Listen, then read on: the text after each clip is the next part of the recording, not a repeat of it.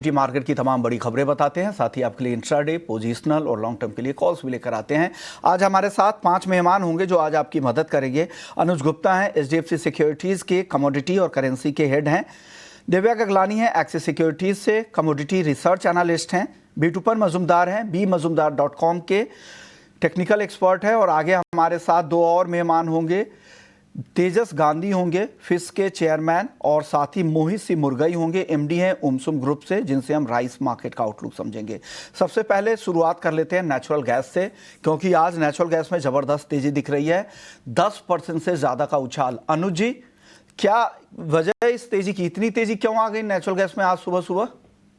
देखिए, एक तो विंटर सीजन की वजह से ये एक्सपेक्ट कर रहे थे कि जो वेदर है वो थोड़ा गर्म होगा, मगर नहीं हो पाया। तो वेदर सिचुएशन सबसे ज्यादा रोल प्ले कर रही है, जिसकी वजह से एक बाउंस बैक यहाँ पर आता हुआ दिखाई दिया। इनफैक्ट हमने इन्वेंट्री में भी ड्रॉ डाउन देखा था, उसका भी इम्पैक्ट प्राइसेस पे आता हुआ दिखाई दिया है। हमने देखा है कहीं ना कहीं डिमांड कंसर्न जो है, हालांकि उतना सपोर्टिव नहीं है, बट हाँ सप्लाईज यहाँ पे थोड़ी वीक होती हुई दिखी है, जिसकी वजह से भावों को सपोर्ट मिला है। हमें लगता है कि अभी जो तेजी है वो यहाँ पर अभी और कंटिन्यू हो सकती है, और एक्सपेक्टेशन है कि 410 तक के लेवल अभी और आगे देखने को मिल सकते हैं। तो ये तेजी और आपको लग रहा है कि एक्सटेंड हो सकती है। चलिए, अब एक बात अब कर लेते हैं क्रूड की, क्योंकि ब्रेंट का भाव अभी भी 70 के नीचे है। यहाँ पर क्या लग रहा है, कुछ पुल बैक रैली की उम्मीद करनी चाहिए या कमजोरी अभी जारी रहेगी? अनुज जी। देखिए, मुझे लगता है कि अभी फिलहाल कमजोरी का यहाँ पे ट्रेंड रहेगा, क्योंकि अगर आप देखेंगे तो सप्लाई कंसर्न्स है, और दूसरा हमने चाइना के इन्फ्लेशन डेटा देखे जो कि उतने सपोर्टिव नहीं है। तो कहीं ना कहीं डिमांड जो है वो यहाँ पे थोड़ी सी वीक होती हुई दिखी, जिसकी वजह से हमने एक गिरावट का ट्रेंड आते हुए देखा था। ऑलमोस्ट $66 के आसपास अब भाव आते हुए दिखे हैं। हमें लगता है कि अभी और यहाँ पे जो ट्रेंड है वो नेगेटिव हो सकता है, और लग रहा है कि 65 से लेकर $62 तक के लेवल आपको वेरी शॉर्ट टर्म में देखने को मिल सकते हैं। चाइनीज डेटा और यूएस के जो डेटा है उससे भी यहाँ पे थोड़ी सी सेलिंग प्रेशर आता हुआ दिख रहा है। हमें लगता है कि अभी क्रूड के अंदर अभी और गिरावट आ सकती है। तो क्रूड में हमारी बिकवाली की सलाह रहेगी, करीबन 5880 के आसपास बिकवाली करें। स्टॉप लॉस करीबन 5950 पे लगाएं। 5775 तक के टारगेट देखने को मिल सकते हैं। सेलिंग प्रेशर कंटिन्यू है, ट्रेंड डाउन है, और जो फंडामेंटल है वो भी थोड़ा नेगेटिव यहाँ पे रोल प्ले कर रहे हैं। तो यानी आपको लग रहा है कि यहाँ से भाव और नीचे आएगा, करीब करीब 100 रुपए की गिरावट आपको यहाँ से और दिख रही है। सेल कॉल आप यहाँ पर दे रहे हैं। आप बताइए दिव्या, सबसे पहले नेचुरल गैस, आपको क्या लग रहा है इस तेजी की? टिकाऊ तेजी है क्या? जबरदस्त तेजी जो नेचुरल गैस में दिख रही है। फिर क्रूड पर बताइए आपकी कॉल क्या है आज? Good morning Ishman ji. Good morning sir. हाँ, तो नेचुरल गैस की बात करें तो हमें लास्ट फ्राइडे रात को भी अच्छी रैली देखने मिली, साथ ही साथ आज मॉर्निंग में गैप अप देखने मिला। जैसे कि अनुज जी ने बताया कि जो वेदर फोरकास्ट था वो वार्म की तरफ था, वो कोल्ड की तरफ शिफ्ट हुआ, तो उसके जो डिमांड बढ़ने की पॉसिबिलिटी है, साथ ही साथ जो सप्लाई है वो भी इतना नहीं था सामने, तो उसका भी कंसर्न भी है, सप्लाई कंसर्न। तो दोनों फैक्टर जो है नियर टर्म में नेचुरल गैस के लिए एक पॉजिटिव साइन है। एक टेक्निकल ब्रेकआउट भी दिया हुआ है 400 के करीब, तो ऐसा लग रहा है कि ये वीक के लिए पॉजिटिव रह सकता है। अगर आगे जाके वेदर फोरकास्ट पे नजर रखनी पड़ेगी, अगर उसमें कुछ चेंजेस आता है तो हमें प्रॉफिट बुकिंग देखने मिल सकता है। पर 1-2 दिन के लिए अगर व्यू रखे तो बार टिप्स का व्यू रखे। 395 का जो कॉल ऑप्शन है वो 21 के करीब बाई करे, स्टॉप लॉस हम 18 का रखे, और टारगेट ऊपर में 26 का मेंटेन करके चले। पॉजिटिव और हो। अगर मैं क्रूड ऑयल की बात करूँ तो क्रूड ऑयल में हमें लास्ट वीक भारी गिरावट देखने मिली। ओपेक प्लस ने जो प्रोडक्शन रिस्टोर करने का जो फैसला लिया, तो एक सरप्राइज था मार्केट के लिए, तो उसके वजह से करेक्शन देखने मिला। साथ ही साथ डेटा जो आए थे इन्वेंट्री वो भी बढ़ के आई थी, तो वो भी एक नेगेटिव साइन था प्राइसेस के लिए। पर लास्ट फ्राइडे को हमने देखा कि एक रिकवरी देखने मिली, क्योंकि यूजर प्रेसिडेंट ट्रम्प ने एक थ्रेट रखा रशिया के ऊपर कि अगर पीस डील सीज फायर के लिए यूक्रेन के साथ में, वरना एक सैंक्शन डाल सकते हैं। तो उसके वजह से एक रिकवरी देखने मिली। तो मुझे ऐसा लग रहा है कि फंडामेंटल्स तो एज ऑफ नाउ वीक ही है, पर नियर टर्म में एक पुल बैक एक्सपेक्टेड है। और 5600 का भी एक स्ट्रॉन्ग सपोर्ट जोन है, तो जब तक सपोर्ट ये ब्रेक नहीं होता तब तक ऐसा लग रहा है कि यहाँ से एक पुल बैक आना चाहिए। तो 5750 का जो कॉल ऑप्शन है वो 120 के करीब बाई कर सकते हैं। स्टॉप लॉस हम 90 का रखे और टारगेट ऊपर में 160 का रखे। तो दोनों यहाँ पर कॉल ऑप्शंस खरीदने की सलाह। क्रूड में 5750 के स्ट्राइक की कॉल खरीदनी है।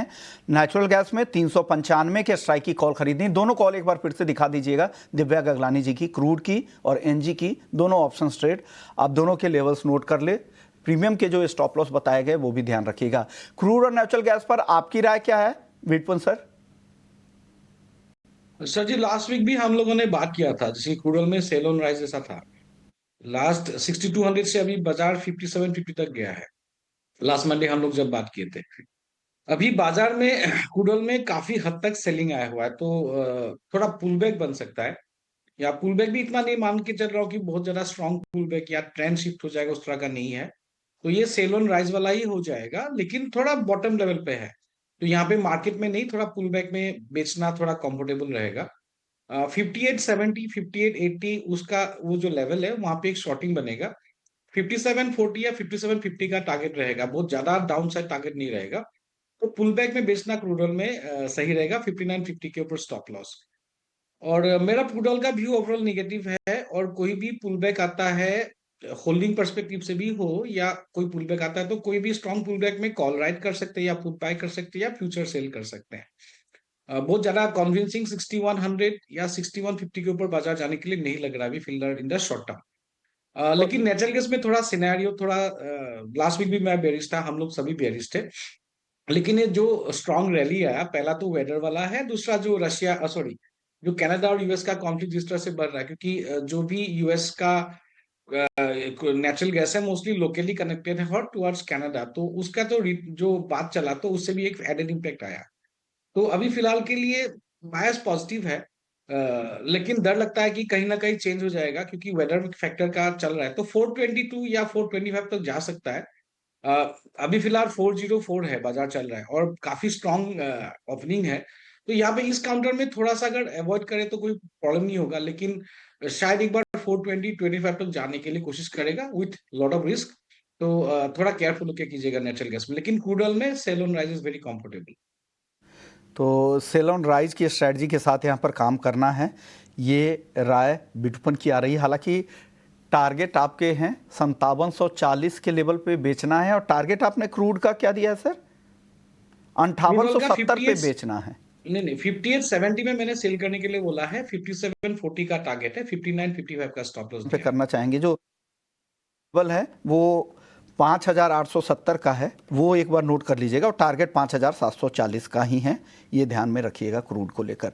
चलिए गोल्ड सिल्वर की बात करते हैं। बिटपन, आप ही सबसे पहले बताएं, सोना और चांदी कैसा दिख रहा है आज? दोनों तेज तो नजर आ जरूर रहे हैं, लेकिन दायरे में ही दिख रहे हैं। क्या लग रहा है, ये तेजी कंटिन्यू होगी क्या?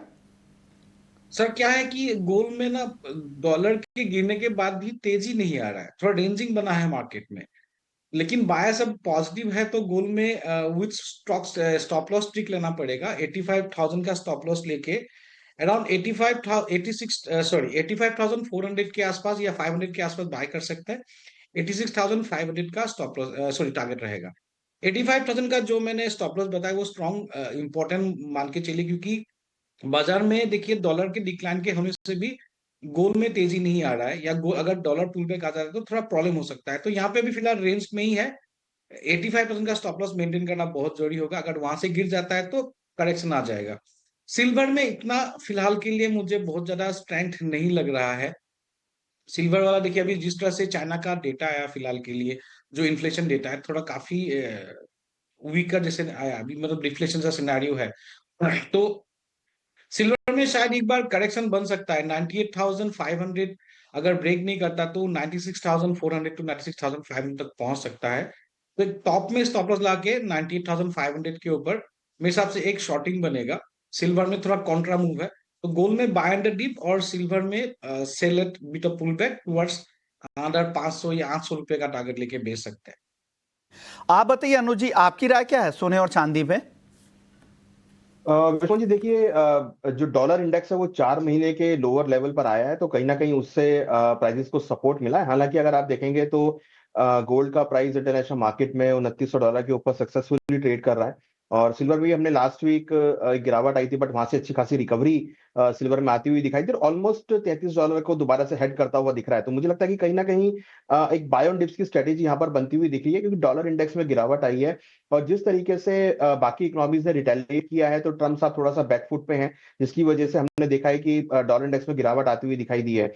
हालाँकि हमने लास्ट वीक के डेटा भी देखे थे, यूएस इकोनॉमी के वो उतने सपोर्टिव नहीं थे, तो उससे भी कहीं न कहीं एक सपोर्ट गोल्ड सिल्वर को आता हुआ दिखाई दिया। तो मेरा यहाँ पर जो है स्ट्रैटेजी वो बाई की रहेगी। गोल्ड में करीबन 85,700 के आसपास खरीदारी करें। 85,480 का स्टॉप लॉस लगाएँ, टारगेट करीबन 86,320 तक रहेगा और सिल्वर भी हमें लगता है कि खरीदारी के तौर पे देखने को मिल सकती है।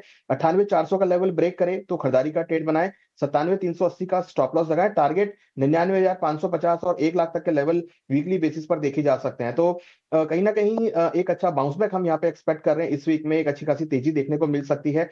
डेटा का सपोर्टिव है और साथ में टेक्निकल भी थोड़े से बाउंस बैक की तरफ आते हुए लग रहे हैं। ओके, तो डेटा सपोर्टिव है, यहाँ पे बाउंस बैक की उम्मीद कर रहे हैं। सोने के लिए टारगेट 86,320 का है। दिव्या, आपकी कॉल क्या है गोल्ड और सिल्वर की?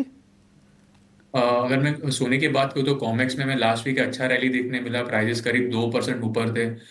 जो अनसर्टेनिटी है प्री स्टॉक के बारे में, यूक्रेन और रशिया के बीच में, तो उसके वजह से सेफ हेवन बाइंग हमें देखने मिली। साथ ही जैसे कि डॉलर इंडेक्स ऑलमोस्ट 3% डाउन था, तो उसका भी सपोर्ट देखने मिला सोने के अंदर। और जो नॉन फार्म पेरोल डेटा आया था वो भी वीकर देन एक्सपेक्टेड था, तो ऐसा एक्सपेक्टेशन है कि मे बी रेट कट जो है फास्ट हो सकते हैं आगे जाके, या तो और बढ़ सकते हैं। दो दो दो का एक्सपेक्टेशन है, दो के बजाय 3 हो सकते हैं। तो नियर टर्म फैक्टर्स जो है पॉजिटिव है प्राइजेस के लिए। ये वीक में सीपीआई का डेटा है, उसके ऊपर सबकी नजर रहेगी, तो एक्सपेक्टेशन है कि वॉलिटिलिटी रहेगी प्राइजेस के अंदर। पर बाय ऑन डिप्स हम कर सकते हैं सोने में 85,600 के करीब बाय करें। स्टॉप लॉस हम 85,400 के आसपास का रखें, टारगेट ऊपर में 85,700 का मेंटेन करें। चांदी की बात करूँ, चांदी में भी अच्छी रैली देखने मिली, 4% के करीब कॉमेक्स के अंदर। प्राइजेस जो है वापस 32.50 के करीब आ चुके हैं। पर टेक्निकली जो ब्रेकआउट जोन है 98,000 का एमसीएक्स के अंदर, तो प्राइस उसके ऊपर सस्टेन कर नहीं पा रहे, तो उसमें भी मेरा थोड़ा सा कॉन्ट्रा कॉल रहेगा। अगर जब तक प्राइस इसके ऊपर सस्टेन नहीं करते तब तक सेल ऑन राइज कर सकते हैं। तो 98,000 के करीब सेल करें, स्टॉप लॉस हम 98,500 का रखें और टारगेट नीचे में 97,400 का मेंटेन करके चलें। तो चलिए, ये खबर, ये आपके पास कॉल आ गई है। ये बात कर लेते हैं हम राइस की, और उस पर बातचीत करने के लिए मोहित मुरगई हैं हमारे साथ, एमडी हैं ओमसुम ग्रुप के। शुक्रिया मोहित जी, आपने वक्त दिया है। सर, टुकड़ा चावल का एक्सपोर्ट अब पूरी तरह से उस पर प्रतिबंध को हटा दिया गया है। सितंबर 2022 से ये रोक लगाई गई थी। हालांकि पूरे ही ग्रेड पे, अलग अलग ग्रेड पर इस पे पाबंदी 2023 में भी लग गई थी। कितनी अपॉर्चुनिटी हिंदुस्तान के लिहाज से आप देखते हैं राइस एक्सपोर्ट में? क्योंकि ऑलरेडी जो कॉम्पिटिटर्स कंट्री है, जिसमें पाकिस्तान से लेके और बाकी कंट्रीज भी शामिल हैं, वियतनाम, म्यांमार, इनके दाम ऑलरेडी कम हैं। $300 पर टन के आसपास इंटरनेशनल मार्केट में वो सप्लाई कर रहे हैं। ऐसे में भारत के पास कितना एडवांटेज है कि वो अपने टुकड़े चावल के एक्सपोर्ट को बढ़ा सके? नमस्ते एंड गुड मॉर्निंग विश्व जी। नमस्ते सर। बहुत बढ़िया प्रश्न, आपके प्रश्न हमेशा बहुत बढ़िया होते हैं, एकदम टू द पॉइंट होते हैं। बेसिकली इंडिया के अंदर जो चावल अभी जो खोला गया है वो एट द मोमेंट अभी $335 से $340 के पड़ते पे है, जबकि इंटरनेशनल मार्केट आपने सही बताया कि वियतनाम और पाकिस्तान 300 से 305 में मिल रहे हैं। तो इस पैरिटी में व्यापार होने की संभावना बहुत कम है। जो छोटे मोटे ऑर्डर्स कोई होगा जो रूटीन में इंडिया से ही लेना चाहता है वो ले सकता है, पर जो बड़े ट्रेड हैं वो इस व्यापार में नहीं हो पाए, इस लेवल्स पे नहीं हो पाएगा। ओके। एंड जहाँ तक इथेनॉल का और राइस का जो पड़ता बेपड़ता की बात है, यहाँ पे 26.5 से 27 रुपए ब्रोकन राइस बिक रहा है, जबकि गवर्नमेंट उसको इथेनॉल में 22 रुपए में दे रही है और इंटरनेशनल मार्केट कहीं ना कहीं 23.5-24 रुपए के पैरिटी में बिक रहा है। आपको एक सारांश में बताऊं तो ये पोजीशन हो पड़ी है पोजीशन। और सर, दूसरी बड़ी चिंता है वो हमारा जो स्टॉक है उसको लेकर सरकार के जो टारगेट है उससे मल्टीपल टाइम ज़्यादा हमारे पास स्टॉक है।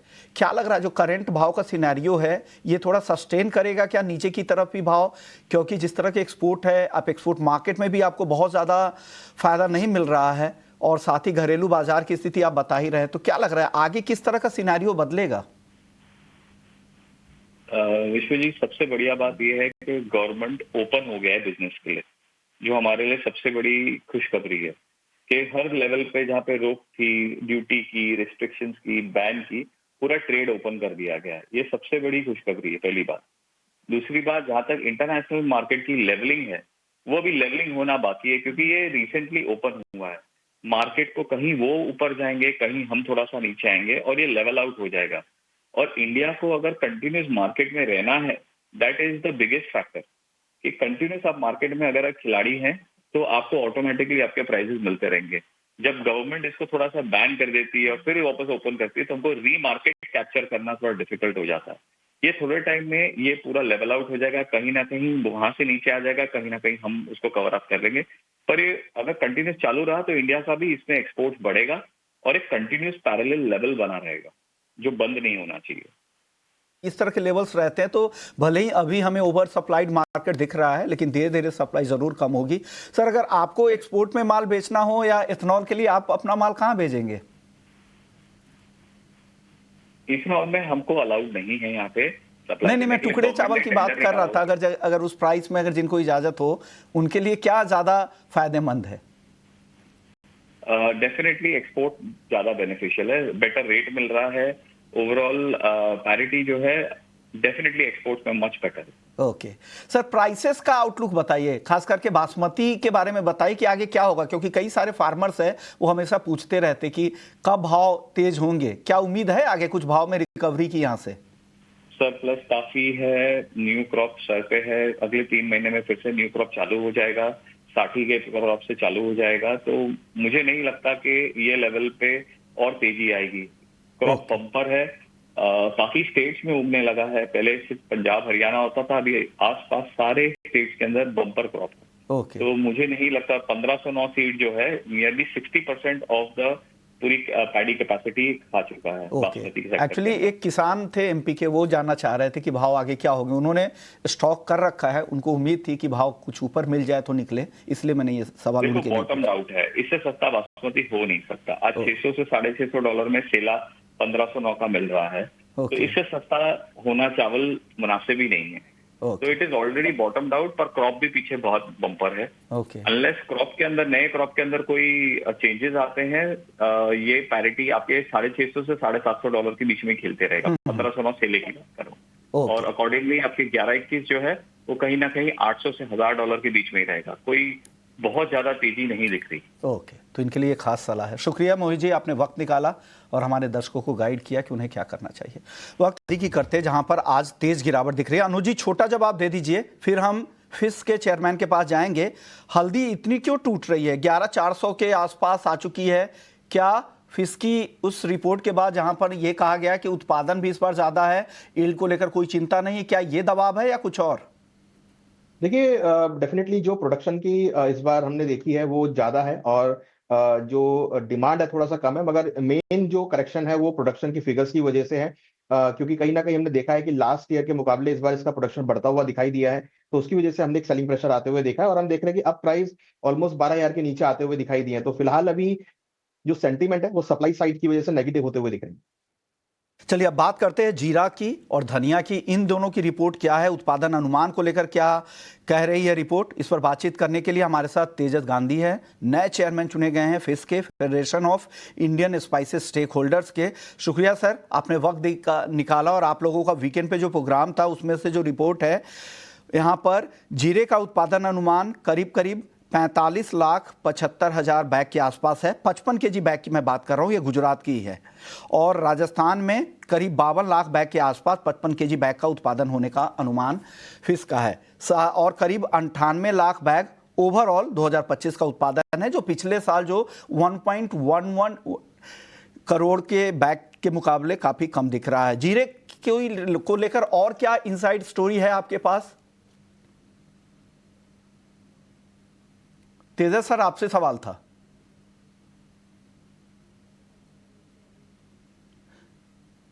शायद उनके पास वापस से जाएंगे, लेकिन वो नंबर एक बार फिर से बता दें कि गुजरात और राजस्थान में 7% कम एरिया में जीरे की खेती हुई थी, और गुजरात में 5% इस बार कम उत्पादन का अनुमान है, और राजस्थान में करीब 19% कम उत्पादन का अनुमान है। धनिया की रिपोर्ट भी आपको बता दें, धनिया की जो रिपोर्ट आई है वो 24 के मुकाबले देखें, धनिया की जो बैग बनती है वो 40 केजी की बनती है और जीरे की जो बैग बनती है वो 55 केजी की बनती है। तो 2025 में एमपी में 53 लाख बैग उत्पादन का अनुमान है, राजस्थान में करीब 15.5 लाख बैग उत्पादन का अनुमान है, गुजरात में 42 लाख बैग का, और कुल उत्पादन 110 लाख बैग यानी 1.1 सीआर बैग उत्पादन का अनुमान धनिया का है, जो पिछले साल से कम है। चलिए धनिया और जीरे पर बात करते हैं फिस्क के चेयरमैन से। तेजस गांधी जी, आप बताइए क्या और आपके पास रिपोर्ट में और क्या कुछ कहा गया है और आगे क्या लग रहा है धनिया और जीरे को लेकर सर?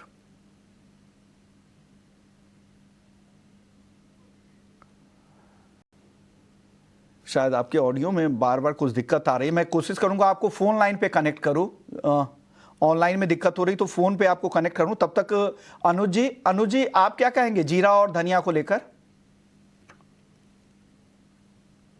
विश्वमोहन जी देखिए, अगर आप ओवरऑल स्पाइसेस में देखेंगे तो हमने ये देखा है कि जो प्रोडक्शन साइड है वो काफी स्ट्रांग रही है, जबकि अगर आप धनिया की बात करेंगे तो यहाँ पे थोड़ा सा एक कंसोलिडेशन हम देख रहे हैं। जीरा भी ओवरसोल्ड जोन से है और टर्मरिक में तो ऑलरेडी एक ट्रेंड डाउन बना हुआ है। मुझे लगता है कि मसालों के अंदर अगर आप ओवरऑल देखेंगे तो कहीं ना कहीं एक कंसोलिडेशन का पैटर्न चल रहा है, जो कि थोड़ा लंबे टाइम तक चल सकता है, क्योंकि कहीं ना कहीं जो प्रोडक्शन साइकिल है वो इस बार काफी बड़ी हुई दिखाई दी। हमने फिजिकल के अंदर भी देखा है कि जो अराइवल्स है वो कंटिन्यूस बनी हुई है, जिसकी वजह से भावों में नरमी आती हुई दिखाई दे रही है।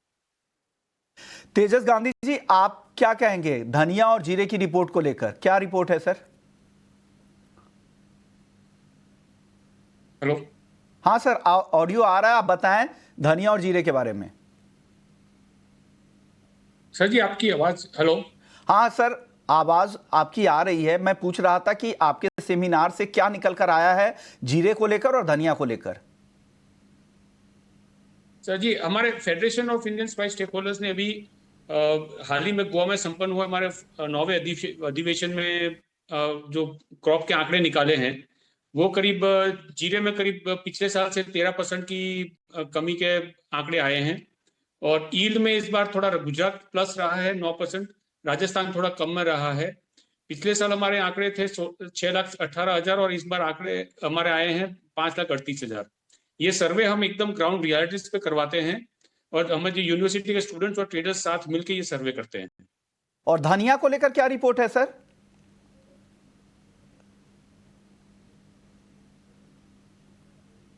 तेजस गांधी जी आपसे ही सवाल था कि धनिया को लेकर क्या रिपोर्ट है। जीरे की रिपोर्ट आपने बता दी, धनिया की बता दें। हेलो। हाँ हाँ सर, धनिया की आपकी आवाज आ रही है सर। सर आपका आवाज क्लियर नहीं है। हेलो। ओके चलिए वो डेटा मैं आपको दिखा देता हूं जो नंबर्स इन लोगों की तरफ से जारी किए गए हैं। आपके ऑडियो में दिक्कत है, वापस से आपको कनेक्ट करेंगे, लेकिन जो रिपोर्ट यही कह रही है कि 110 लाख बैग के आसपास धनिया का उत्पादन है, जो पिछले साल 116 लाख बैग के आसपास का था।